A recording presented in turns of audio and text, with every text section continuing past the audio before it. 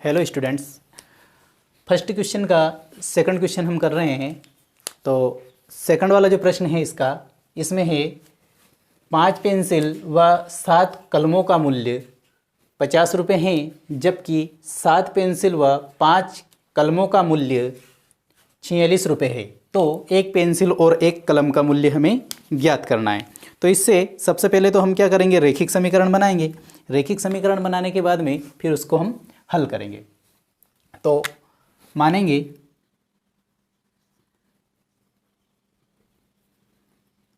माना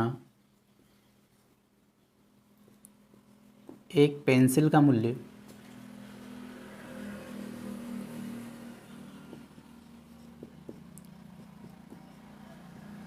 x रुपये हैं, तो एक कलम का क्या हो जाएगा, y रुपये हो जाएगा। हम अकॉर्डिंग टू क्वेश्चन लिखेंगे, प्रश्नानुसार हम लिखेंगे कि 5 पेंसिल और 7 कलम का मूल्य। एक पेंसिल का मूल्य 100 रुपये है, तो 5 पेंसिल का मूल्य कितना हो जाएगा, 5x, प्लस एक कलम का मूल्य y रुपये है, तो 7 कलम का मूल्य कितना हो जाएगा, 7y, बराबर इन दोनों का योग टोटल कितना है, ये दोनों मिलाकर कितने रुपए में आते हैं, 50 रुपये में। तो ये हो गया हमारा 50। ये हमारी पहला रैखिक समीकरण बना है। इसी प्रकार से हम पुनः दोबारा सेकंड कंडीशन जो दी हुई है ये वाली, इसको लिखेंगे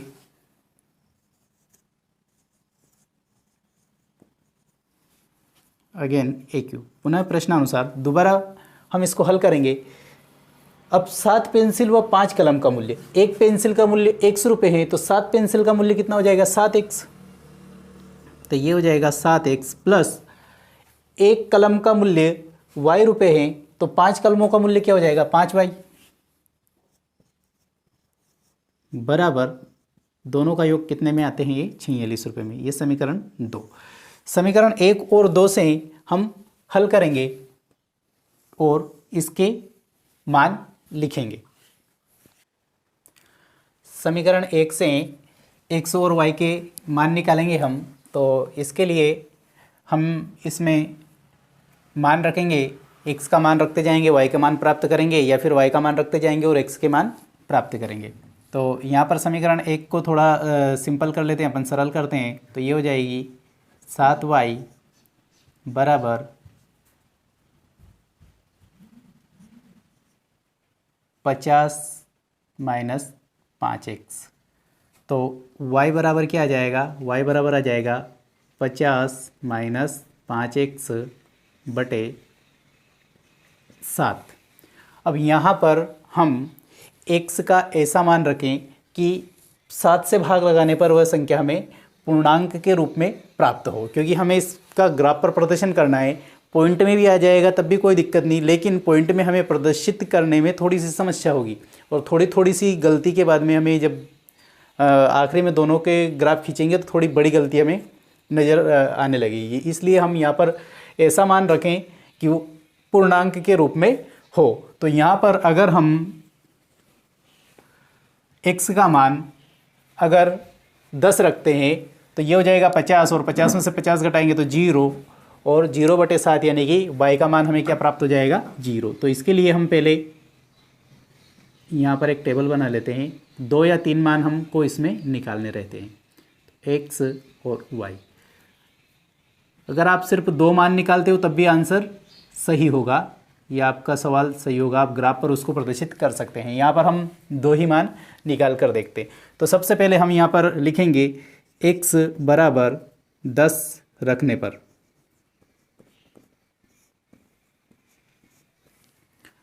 तो ये हो जाएगा y बराबर 50 माइनस 5 इंटू 10 बटे 7। तो ये हो जाएगा 50 माइनस 50 बटे 7, यानी कि 0 प्राप्त होगा। 50 में से 50 घटाएंगे 0, और 0 में 7 का भाग लगाएंगे तो 0। हमने x बराबर 10 रखने पर हमें y बराबर 0 प्राप्त हुआ। अब वापस फिर इसी समीकरण में हम x का फिर अगला मान रखेंगे, ऐसा मान रखेंगे कि हमें कुछ y का मान प्राप्त हो जाए। तो यहाँ पर हम ऐसी संख्या जिसमें 7 का भाग लग जाए वो प्राप्त करेंगे। अगर हम यहाँ पर x बराबर अगर 3 रखते हैं तो 3 इंटू 5 यानी कि 15 हो जाएंगे, और 50 में से 15 घटाएंगे तो 35, और 35 में 7 का भाग चला जाएगा। बिल्कुल, तो हम यहाँ पर x बराबर 3 रखने पर अब y का मान प्राप्त करेंगे, तो y बराबर हो जाएगा हमारे पास 50 माइनस 5 गुणा 3 बटे 7, यानी कि यहाँ पर प्राप्त हो जाएगा हमें 50 माइनस 15 बटे 7, तो बचेगा यहीं पर 35 बटे 7, प्राप्त होगा हमें 5। हमने x बराबर 3 रखने पर y बराबर कितना प्राप्त किया? 5। तो यहाँ पर लिख देंगे हम x बराबर 3 और y बराबर 5। ठीक है, हम दो मान निकाल कर ही करते हैं इसको। दूसरा जो समीकरण हमें दिया हुआ है उसके लिए हम हल करेंगे। दूसरा समीकरण को हल करते हैं तो इसको भी सोल्व करेंगे, तो यहाँ पर हमें प्राप्त हो रहा 5y बराबर 46 माइनस 7x। तो ये हो जाएगा y बराबर 46 माइनस 7x बटे 5। इसके लिए भी हम एक सारणी बना लेते हैं जिसमें x और y के वहाँ 2 मान प्राप्त किए थे, यहाँ पर भी हम 2 ही मान प्राप्त करेंगे, x और y। यहाँ पर भी हम ऐसी संख्या रखेंगे जैसे यहाँ पर 7 से भाग लगाने पर हमें कोई पूर्णांक प्राप्त हुआ था, उसी प्रकार से यहाँ पर हम ऐसी संख्या रखेंगे कि हमें कोई पूर्ण संख्या प्राप्त हो, और x का मान रखेंगे और y का मान प्राप्त करेंगे। सबसे पहले अगर हम यहाँ पर x का मान रखते हैं 8, x बराबर 8 रखने पर अगर हम यहाँ पर x बराबर 8 रखते हैं तो y बराबर हमें क्या प्राप्त हो जाएगा? 46 माइनस 7 गुणा 8 बटे 5। तो ये प्राप्त होगा हमें 46 माइनस 56 बटे 5। तो यहाँ पर प्राप्त होगा हमें माइनस 10 बटे 2, यानी कि बराबर कितना 5। तो बराबर कितना प्राप्त होगा? माइनस का 2। यानी कि हमने जब x बराबर रखा है 8 तो y बराबर हमें प्राप्त हुआ माइनस के 2। ये वाला मान हम यहाँ पर रखेंगे तो y बराबर प्राप्त हुआ हमें माइनस का 2, और x बराबर रखा था हमने 8। पुनः फिर इसी समीकरण में हम x और y के ऐसे मान रखते हैं कि x का ऐसा मान रखेंगे कि हमें y जो है वो पूर्णांक में प्राप्त हो। तो अगर हम यहाँ पर x का मान रखते हैं 3, तो x बराबर 3 रखने पर तो ये हो जाएगा हमें y बराबर प्राप्त होगा 46 माइनस 7 गुणा 3। तो y बराबर हमें प्राप्त हो जाएगा 46 माइनस 21 बटे 5। 46 में से हम 21 घटाएंगे तो हमें मिल जाएगा 5 और 2, 25 बचेंगे। 25 में 5 का भाग लगाएंगे, 5 बार जाएगा। y बराबर हमें प्राप्त हो गए हैं 5। x बराबर रखे थे हमने 3, y बराबर प्राप्त हुए हमें 5।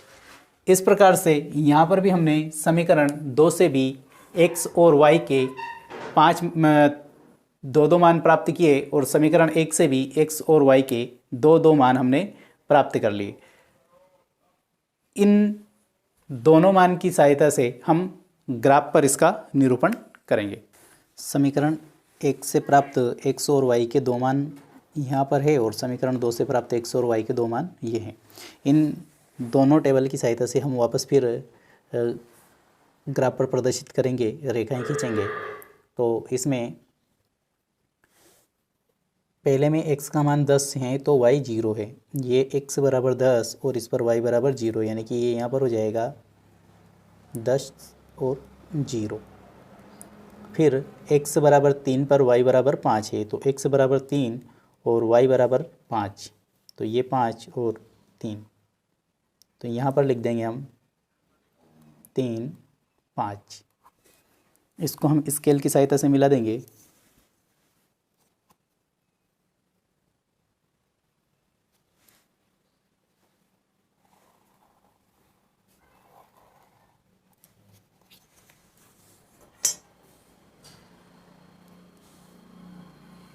ये पहली समीकरण से प्राप्त रेखा हो गई।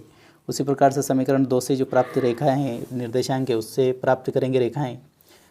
x बराबर 8 से y बराबर -2, तो x बराबर 8 और y बराबर -2, यहाँ पर प्राप्त होगा हमें, यहाँ पर लिख देंगे हम 8 2।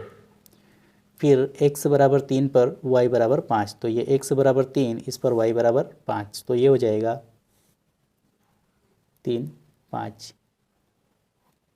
इन दोनों को मिलाते हुए फिर एक किरण खींचेंगे हम, रेखा सॉरी।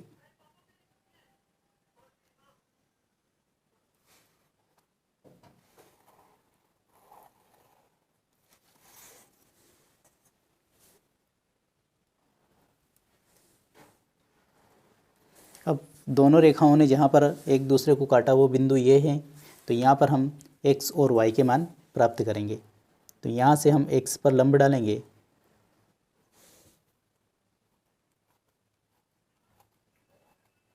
ये हमारा x का मान हो गया, तो यहाँ पर लिख देंगे हम x बराबर